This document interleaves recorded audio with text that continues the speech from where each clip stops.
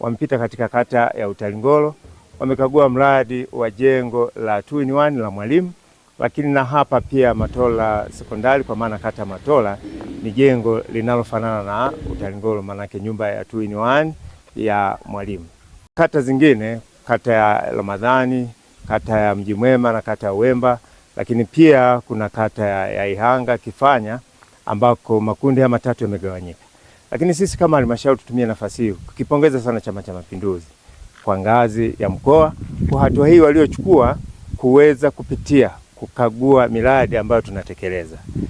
Ninaamini tunapotekeleza miradi lazima awepo anayesukuma.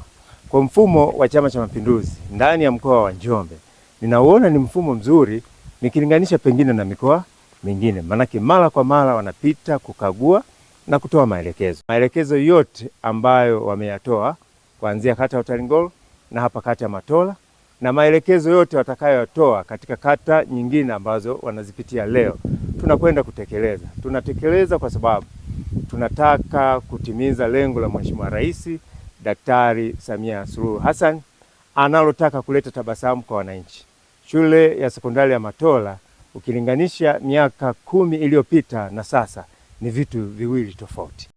Nitumie nafasi hii kwa niaba ya waheshimiwa madiwani wa halmashauri ya mji wa Njombe, kwanza kumshukuru mkurugenzi na timu yake kwa ujumla, watendaji wa kata na viongozi wa vijiji na mitaa, lakini kwa nafasi ya pekee tumpongeze sana mheshimiwa mbunge wetu Deodatus Philipo Mwanyika, kwa sababu yeye ndiye anayekwenda kutafuta hizi fedha serikalini, na tumpongeze kwa wakati mwingine analeta fedha ambazo ziko nje ya bajeti. Kwa hiyo ni jitihada zake ambazo anazifanya kwa ajili ya kuleta maendeleo ndani ya halmashauri ya mji wa Njombe na katika jimbo lake la Njombe mjini.